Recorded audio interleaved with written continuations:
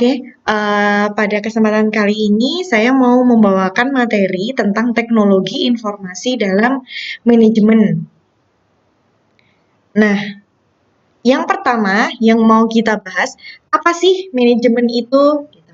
Nah, kebetulan pada pertemuan yang sebelumnya itu saya sudah menyuruh para mahasiswa untuk membuat mind map gitu ya. Tapi biasa ya kalau mahasiswa disuruh membuat mind map, ada beberapa mahasiswa yang masih menggunakan terlalu banyak kalimat gitu. Padahal yang namanya mind map itu kan sesuatu yang bisa bikin kita jadi mudah untuk memahami materi gitu. Jadi harusnya ada beberapa kata kunci yang diambil kemudian dituliskan di situ gitu. Jadi bukan semuanya ada subjek, predikat, objek, keterangan ditaruh situ semua. Ya oke lah mungkin maksudnya biar materinya detail seperti itu. Tetapi pada hakikatnya mind map itu bukan sesuatu yang seperti itu gitu ya.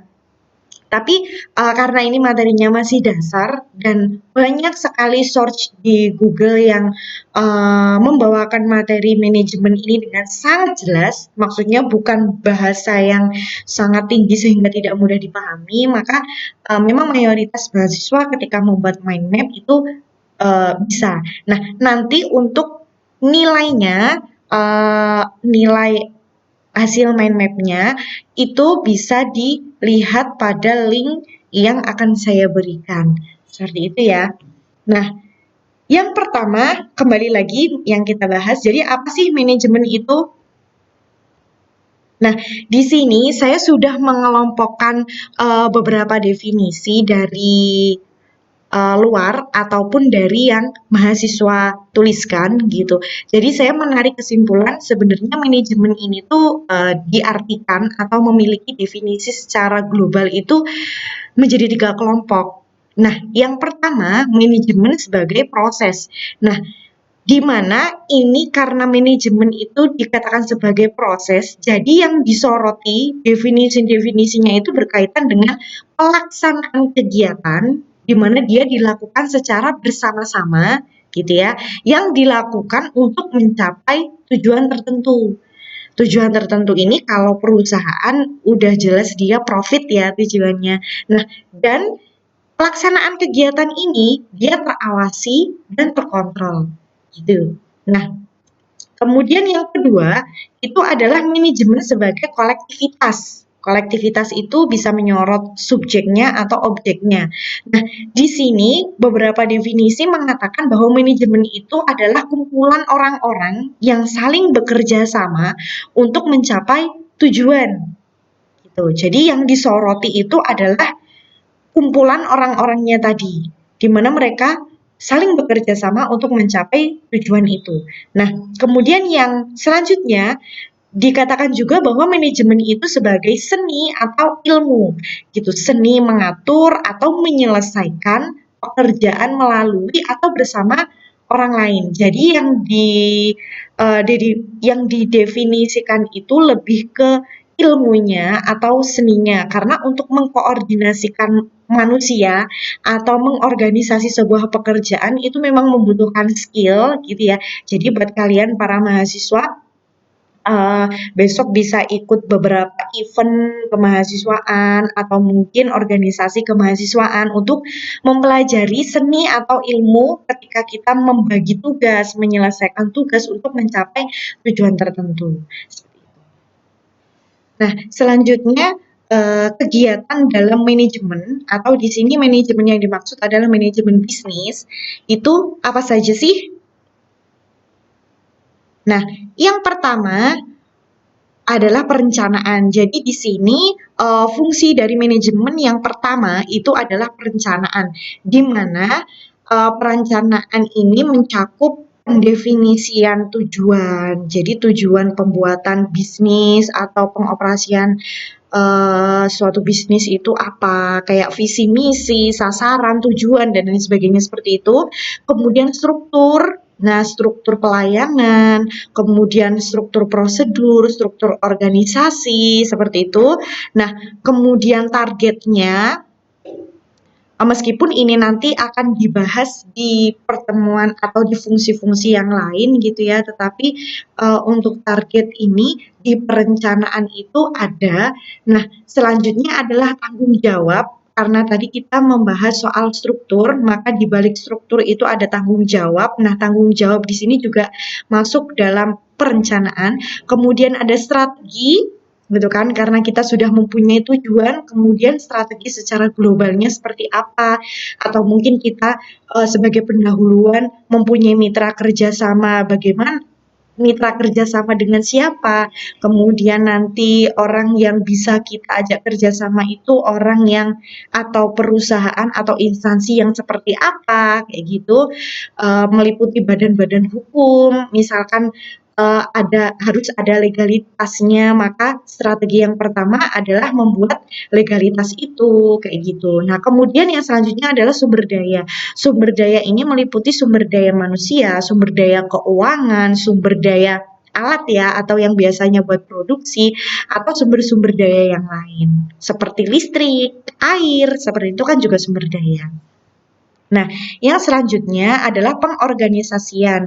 Nah, di mana pengorganisasian ini manajemen itu kemudian mengatur sumber dayanya. Tadi kan sumber daya ada banyak banget. Nah, itu diatur sama manajemen. Jadi bagaimana supaya sumber daya itu tidak terlalu boros atau tepat sasaran gitu ya. Jadi ketika kita mengeluarkan sekian, mendapatkannya pun minimal harus sekian itu gitu. Jangan sampai terlalu berlebihan pengeluaran tetapi pendapatannya tidak sampai segitu, kayak gitu. Nah, kemudian penjelasan soal job desk. Nah, karena yang namanya bisnis itu selalu berkembang gitu ya, dan tidak menampik kemungkinan yang namanya struktur, target, dan strategi itu akan selalu berkembang juga. Nah, di sini otomatis yang namanya job desk itu dia juga harus diorganisasikan. Jadi misalkan Anda mempunyai tanggung jawab ini. Nah, untuk mencapai tanggung jawab itu, gitu, job desk-nya adalah ini. Seperti itu. Nah, kemudian yang selanjutnya ada pola hubungan kerja. Jadi kan kalau yang di manajemen itu karena dia kan orangnya banyak ya, nggak cuma satu atau dua, tetapi ada banyak, sehingga hubungan kerja di antara mereka itu harus diperjelas gitu. Jadi katakanlah ada 3 divisi yang saling berkaitan. Misalkan kayak gini aja lah, dimanapun bisnis dalam bentuk apapun, divisi keuangan itu selalu berhubungan dengan divisi manapun. Nah, kayak gitu. Jadi, misalkan bagian keuangan dia berinteraksi kepada bagian pemasaran hanya dalam hal invoice misalkan. Ya udah, kita hubungan kerja ya kita bahas invoice itu aja. Maksudnya yang namanya pemasaran itu dia nggak bisa nih misalkan pengen tahu untung atau rugi sebuah apa namanya, maksudnya secara global perusahaan itu gitu, nggak bisa.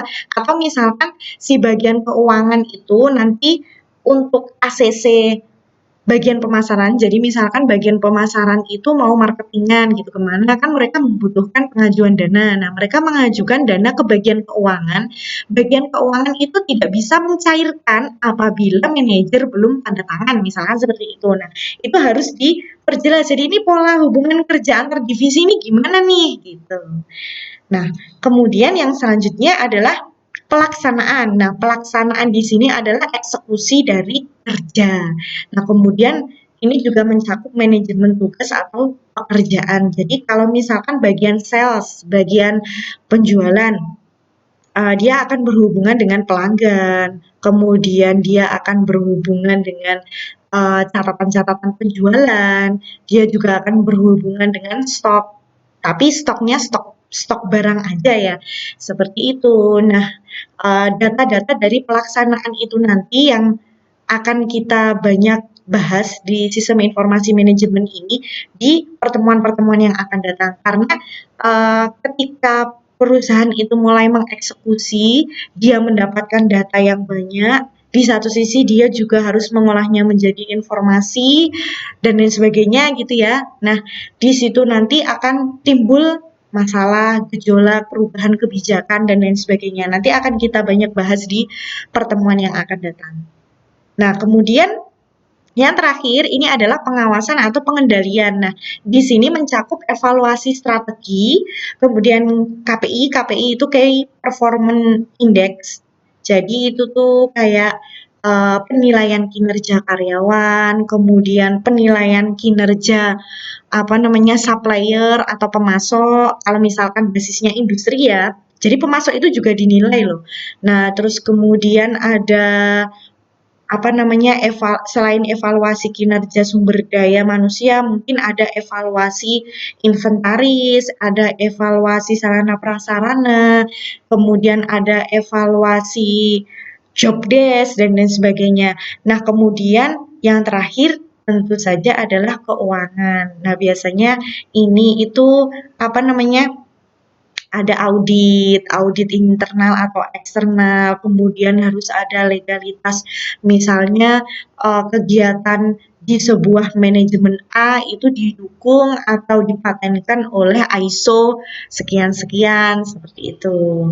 Nah, kemudian tadi yang pertama evaluasi strategi itu, jadi ketika perusahaan sudah berjalan, kemudian dia mendapatkan laporan keuangan, dia mendapatkan laporan kinerja, itu bisa digunakan sebagai evaluasi strategi ditunjang dengan data-data atau informasi yang didapatkan dari pelaksanaan tadi. Jadi kayak data penjualan, kemudian data pembelian, atau data market, kemudian data regulasi, data suku bunga, dan lain sebagainya itu digunakan sebagai evaluasi strategi. Jadi, apakah strategi yang kita lakukan kemarin itu sebenarnya jalan dan memberikan impact berapa persen sih? Oke, kemudian apa sih teknologi informasi itu? Gitu. Nah, jadi teknologi informasi itu singkatnya dia itu seperangkat alat yang mampu menyimpan, ingat ya, dia mampu menyimpan, kemudian dia mampu memproses atau mengelola dan mendistribusikan data atau informasi itu sesuai dengan kebutuhan instansi. Dan ini dilakukan secara cepat, akurat, serta aman, gitu ya. Nah, jadi secara globalnya teknologi informasi itu pengertiannya ini. Nah, kemudian yang selanjutnya dampak teknologi informasi tadi itu dalam manajemen itu apa? Nah, yang pertama, teknologi informasi itu bisa menjamin ketersediaan dan integritas seluruh data atau informasi di dalam sebuah perusahaan. Nah, jadi data atau informasi yang sifatnya adalah digital, kapanpun dia dibutuhkan atau kapanpun dia harus diekstrak, itu bisa diproses atau diproses atau diambil alih oleh teknologi informasi gitu. Jadi teknologi informasi itu memungkinkan untuk menjamin bahwa data dan informasi itu selalu tersedia dan sifatnya itu terintegrasi. Jadi integrasi itu data antara satu divisi dengan divisi yang lain itu saling terhubung atau saling bersatu gitu ya, tidak ada yang duplikat. Duplikat itu maksudnya gini, misalkan ada pelanggan yang namanya Hanifah Permatasari gitu. Hanifah Permatasari dengan orang yang sama, yaitu saya, di divisi A itu tercatat saya itu rumahnya Sukoharjo. Nah, ternyata untuk di divisi B, Hanifah Permatasari yang sama, maksudnya dengan NIK atau nomor induk kependudukan yang sama, itu bisa dicatat dengan alamat yang berbeda. Nah, duplikat itu seperti itu. Nah, jadi kan itu akan membingungkan orang ya. Nah, ini sebenarnya Hanifah Permatasari ini rumahnya mana gitu. Apakah dia itu pindah atau memang ini datanya tuh ada yang salah. Nah, kayak gitu loh. Jadi untuk meminimalisir data yang saling tidak integrasi seperti itu, teknologi informasi ini diadakan untuk bisa menjaga integritas data. Nah, nanti konsep realnya, contoh kasusnya seperti apa, nanti kalian akan tahu seiring berjalannya waktu. Nah, kemudian yang kedua itu adalah teknologi informasi bisa mempercepat penyimpanan, kemudian pemrosesan, dan pendistribusian data atau informasi antar divisi gitu. Jadi karena masing-masing divisi itu dia mengerjakan sesuatu, ya kan? Dia mengerjakan tugas dan pekerjaannya masing-masing, dan satu divisi dengan divisi yang lainnya itu saling berhubungan ya pekerjaannya. Jadi tidak ada satu divisi yang dia berdiri sendiri tidak membutuhkan divisi yang lain, itu kayaknya nggak ada ya kayak gitu. Nah, teknologi informasi ini memungkinkan untuk mempercepat penyimpanan, pemrosesan, dan pendistribusian data antar divisi. Nah, kemudian yang selanjutnya adalah teknologi informasi itu menjadikan bisnis menjadi lebih fleksibel dan mengubah beberapa pola koordinasi atau komunikasi. Nah, jadi ini misalkan gini, kalau dulu itu kalian ada sesuatu di apa namanya perizinan gitu ya, misal katakanlah yang populer sekarang lagi di pemerintahan. Jadi dulu perizinan itu ribet banget, harus apa lewat mencari tanda tangan ke sana kemari, kemudian harus mencari validasi ke sana kemari. Nah, untuk sekarang udah enggak. Bahkan untuk pembuatan SIM, apa namanya SIM surat izin mengemudi, bukan sistem informasi manajemen ya, tapi surat izin mengemudi yang dulu itu sifatnya itu masih meskipun wujudnya itu satu kantor tapi beda ruangan. Untuk sekarang kan dia sudah satu ruangan ya, meskipun memang belum bisa menjangkau seluruh Indonesia, tetapi itu sudah lebih baik daripada sistem yang jauh sebelumnya gitu kan. Itu membuktikan bahwa ya itu tadi, teknologi informasi itu bisa menjadikan sebuah proses, sebuah bisnis, atau sebuah aturan itu menjadi lebih fleksibel dan akan mengubah beberapa pola koordinasi atau komunikasi antara divisi tadi, di mana mereka itu tadinya untuk mengkoordinasikan data A harus pindah ruangan, harus rapat, harus meeting dan lain sebagainya.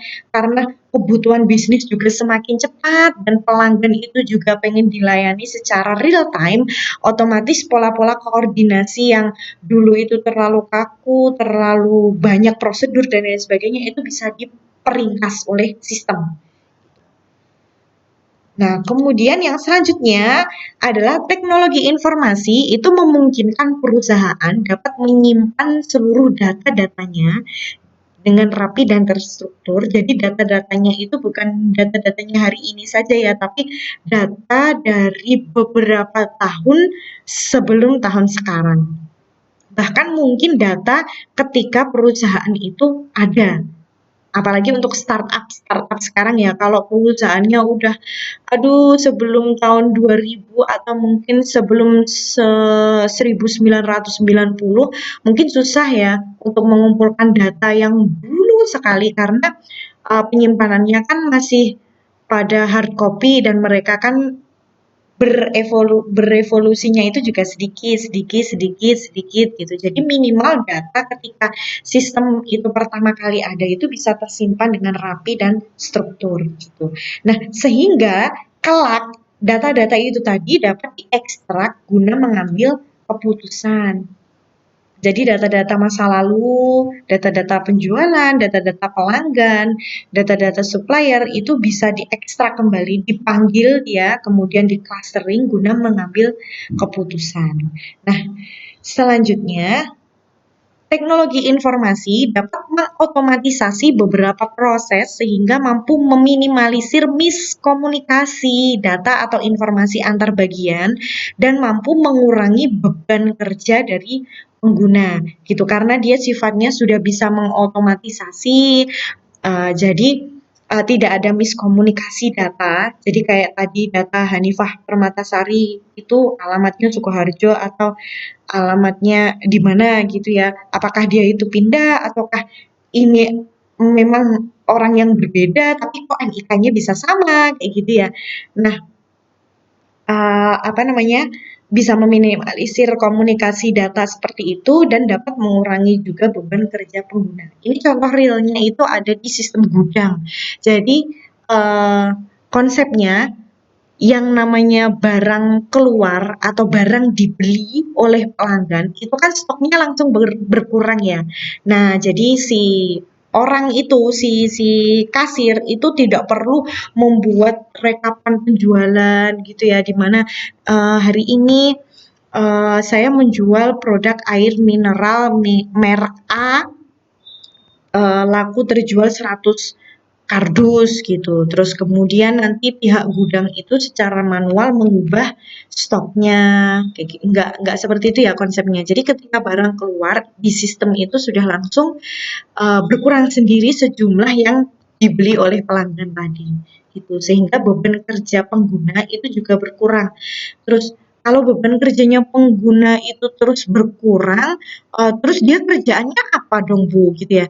Ya, dia bisa dialokasikan untuk mengerjakan hal yang lain seperti dia lebih bisa memaksimalkan pelayanan, kemudian dia lebih bisa mempunyai waktu untuk quality control, entah itu quality control ke dirinya sendiri ataupun quality control ke sumber daya yang ada di sekitarnya seperti itu. Terus dia juga bisa dia juga ada waktu untuk mengupgrade skill atau dia ada waktu untuk uh, ikut memasarkan keluar. Nah, seperti itu. Jadi ketika beban yang sebenarnya itu bisa disederhanakan dan dia betul-betul bisa disederhanakan, akhirnya menyebabkan pengguna itu menjadi lebih bisa untuk melakukan pekerjaan yang lain dan itu akan sangat menguntungkan untuk perusahaan kayak gitu. Jadi uh, omset yang atau bukan omset sih, misalkan penjualan gitu ya, penjualan yang tadinya itu satu hari rata-rata terjual 100 produk. Nah, karena beban kerja pengguna itu bisa diefisiensi dengan sistem gitu kan, sehingga dia bisa lebih memaksimalkan pelayanan, terutama yaitu dia akhirnya bisa menjadi memaksimalkan pelayanan, membangun hubungan dengan pelanggan, kemudian bisa lebih quality control terhadap barang-barang yang ada di sekitarnya, gitu. Itu akan berdampak positif ke target penjualan dari instansinya, kayak gitu. Nah, yang selanjutnya adalah teknologi informasi ini dapat membantu dalam penghitungan beberapa data, nah sehingga dapat menghasilkan informasi yang akurat atau real time. Jadi, misalkan kalian mempunyai supermarket yang tersebar di seluruh provinsi di Pulau Jawa gitu ya. Nah, ketika kalian ingin melihat untuk bulan kemarin itu penjualan saya yang paling maksimal itu dia ada di daerah mana ya? Gitu. Jadi karena dia bisa membantu dalam penghitungan data-data yang ada di seluruh cabang, kita nggak usah ngomongin beberapa cabang ya, hanya di satu cabang itu aja datanya sudah sangat banyak gitu ya. Nah, sehingga di sini dapat menghasilkan informasi tentang penjualan tadi yang akurat dan real time. Real time itu saya maunya sekarang, informasi itu bisa di-upgrade sekarang. Jadi modelnya udah nggak nulis buku besar atau jurnal keuangan seperti itu ya, kemudian nanti harus divalidasi sana, divalidasi sini, dicocokin sana, dicocokin sini, seperti itu udah enggak. Jadi ada beberapa proses yang memang bisa disederhanakan dan itu disederhanakan oleh sistem. Kemudian hasilnya yang ada di dalamnya, misalkan ada angka-angka di dalamnya itu bisa dihitung secara otomatis. Nah, kemudian yang selanjutnya perkembangan teknologi informasi itu juga telah mempengaruhi kebijakan dan strategi dunia usaha perbankan. Nah, ini kita bahas perbankan ya, di mana dia merupakan sumber daya dari semua bisnis yang selanjutnya lebih mendorong inovasi dan persaingan di bidang layanan, ya kan, di bidang pelayanan, terutama jasa layanan pembayaran melalui bank. Nah, di sini udah populer ya sekarang ada OVO, ada GoPay, kemudian ada ShopeePay, kemudian ada apa lagi ya, ada Link Aja, kemudian ada Dana. Nah, metode pembayaran yang seperti itu mau nggak mau akhirnya yang namanya bank itu mereka juga akan bekerja sama dengan bank yang lain dan juga dengan penyedia e-money seperti itu. Nah, dia pun juga akan bekerja sama dengan pelaku-pelaku industri, bagaimana mereka men-sharing datanya, kemudian bagaimana mereka menghitung data yang masuk, kemudian bagaimana mereka mengelola data-data dari bank-bank lain seperti itu. Jadi Ya, inilah realitanya ya yang akhirnya mendorong inovasi dan persaingan di bidang layanan itu. Kalau dulu bank-bank itu masih fokus pengadaan ATM, ya kan biar bisa menjangkau terus kemudian membuat internet banking, membuat m-banking. Jadi masih maksudnya, aplikasinya itu masih ke personal, ke banknya dia sendiri gitu. Nah sekarang kan enggak ya, di mana bank-bank ini dituntut untuk bisa bekerja sama, berbagi platform, sama bank-bank yang lain, kemudian mereka harus bekerja sama dengan pelaku industri, baik itu industri yang besar maupun menengah gitu ya. Sekarang nggak main-main ya, di penjual, atau pedagang di Klewer, di PGS itu udah ada loh yang pakai kalau dulu kan kita masih model gesek gitu kan. Nah, sekarang udah enggak. Kita bisa bayar pakai OVO, kita bisa bayar pakai GoPay. Nah, GoPay, OVO dan lain sebagainya itu kan bank juga terlibat kan di sana. Nah, maka itu jasa layanan pembayaran melalui bank itu akan terus berkembang dengan menggunakan teknologi informasi ini. Dan ada kalanya teknologi informasi ini yang berkembang mengikuti dengan kebutuhan mereka. Nah, yang selanjutnya adalah dampak perkembangan teknologi informasi itu apa? Nah, semakin banyak bisnis yang pada akhirnya dia merupakan bisnis yang menyediakan produk atau jasa untuk teknologi informasi itu sendiri. Ini yang tadi saya katakan. Jadi, di satu sisi bisnis itu dia akan mengikuti perkembangan teknologi informasi, gitu kan. eh, apa namanya, misalkan saya mempunyai bisnis baju, di mana dulunya saya offline, terus akhirnya mau nggak mau akhirnya saya harus online. Nah, di mana ketika online ini data-data harus disatukan, kemudian belum lagi masalah ketika saya punya reseller yang banyak, saya harus mengkoordinasikan stok dan lain sebagainya ya. Nah, tetapi di sisi yang lain, ada beberapa bisnis itu yang justru bermunculan karena kebutuhan bisnis yang seperti itu gitu. Jadi dia menawarkan produk teknologi informasi ataupun menawarkan jasanya. Nah, yang selanjutnya, pesatnya teknologi informasi itu dapat merubah struktur organisasi dan iklim organisasi. Ini seperti yang saya katakan tadi, misalkan dulu harus validasi sana, validasi sini, kemudian harus yang namanya validasi itu kan nunggu tanda tangan ya. Nunggu tanda tangan itu belum lagi kalau orangnya masih meeting, belum lagi orangnya masih repot dan lain sebagainya.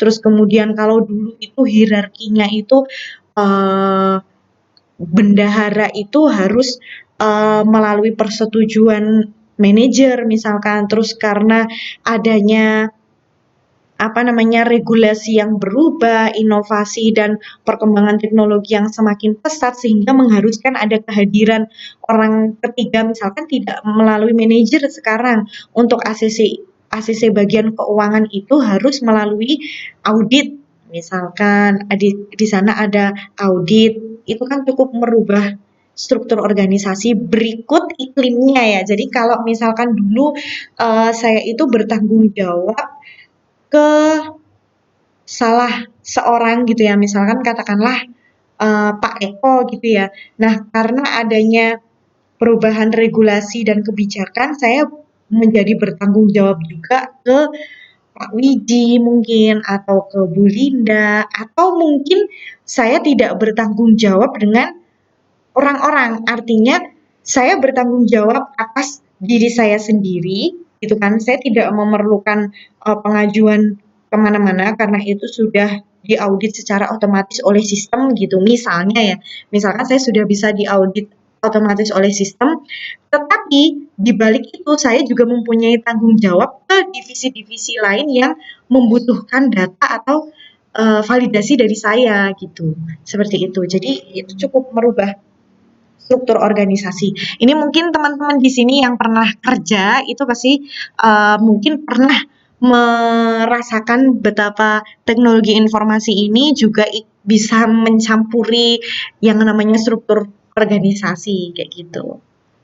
Nah, kemudian yang selanjutnya manajemen akan selalu menjaga, kemudian memanfaatkan dan mengelola data-data yang mereka punyai itu dengan sangat baik sebagai bahan evaluasi untuk merumuskan kebijakan atau strategi karena mereka dituntut harus mampu beradaptasi dengan perubahan apapun gitu. Yang namanya bisnis itu kan dia pasti punya rencana dan punya strategi. Nah, pelaksanaannya itu dia harus diukur, dievaluasi. Untuk apa? Untuk tahu sejauh mana sih strategi yang kemarin itu berhasil atau enggak sih sebenarnya gitu. Jadi untuk perusahaan yang skala besar itu dia tidak bisa main insting ya. Jadi misalkan ditanya keuntungannya berapa? Ya kira-kira untung lah, ya kira-kira rugi lah, nggak bisa kayak gitu. Jadi mereka itu patokannya tuh jelas, datanya tuh ada. Kalau 10 ya 10, kalau 20 ya 20, nggak bisa, oh ini kira-kira 10 sampai 20% gitu, enggak. Kalau orang yang berada di manajemen apalagi ngurusin soal angka ya, entah itu pertumbuhan omset atau keuangan, itu mereka membutuhkan data yang valid. Jadi intinya strategi yang kemarin itu dia bisa bertahan di angka sekian, di angka keuntungan yang sekian. Terus dievaluasi, lah kemarin itu permasalahannya apa? Nah, ternyata masih ada masalah-masalah, berusaha diselesaikan, kemudian nanti akan dieksekusi oleh para pelaksana di semester ke depan. Maksudnya di apa namanya? Ya biasanya di kuartal atau di semester ke depannya. Tapi kalau misalkan itu terlalu jeblok dan masalahnya itu terlalu besar sehingga harus mengubah proses bisnis sangat apa ya, sangat signifikan dan keuangan perusahaan juga tidak terlalu baik untuk mengcover itu, biasanya strateginya itu langsung di-down-kan. Jadi langsung ganti strategi yang lain, seperti itu. Nah, kadang kan gini ya, kita bikin strategi bisnis itu kita melihat bisnis yang ada saat ini. Nah, ketika kita berusaha mengikuti gitu kan, ketika kita masih berusaha mengikuti, masih trial error, masih proses koordinasi, masih proses pengawasan, masih proses pengendalian, jadi semuanya masih proses gitu ya.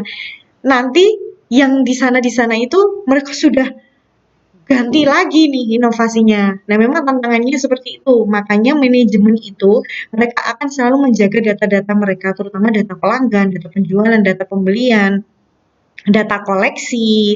Kemudian kalau misalkan sekelas universitas kayak gini ya mereka berusaha menjaga data mahasiswa seperti itu. Kemudian berusaha menjaga data keuangan. Mereka juga berusaha menjaga data kinerja dosen seperti penelitian, pengabdian seperti itu. Karena apa? Digunakan untuk bahan evaluasi ke depannya. Karena kita logikanya gini, kita nggak akan bisa maju kalau kita nggak tahu nih salah kita yang kemarin tuh apa gitu. Kalau misalkan kita tahu masalah dan salahnya kita apa yang kemarin, kalau kita introspeksi dan kita cari jalan keluarnya sama-sama, nah kita akan lebih mudah menentukan target yang lebih realistis, kemudian kita akan lebih mampu memahami kondisi lapangannya seperti apa, kayak gitu ya. Nah, jadi logikanya memang seperti itu. Harus ada evaluasi dan evaluasi itu asalnya dari mana? Dari data. Nah, kemudian yang terakhir, manajemen itu akan terus mengembangkan teknologi yang dimiliki demi jangkauan mereka yang lebih luas, kemudian layanan yang lebih baik, dan kinerja karyawan yang lebih cepat. Iya, bisa jadi kinerja karyawan, bisa jadi kinerja sistem. Karena sistem itu semakin data dan informasinya itu bertambah, otomatis kinerjanya akan semakin lambat. Nah, otomatis mereka juga perlu untuk mengembangkan teknologi, maksudnya mereka juga perlu mengupgrade teknologi yang mereka punyai untuk menghasilkan kinerja sistem yang lebih cepat lagi. Oke, untuk materi hari ini cukup sekian. Saya ucapkan terima kasih dan untuk kelatihan atau evaluasi bisa dilihat pada e-learning.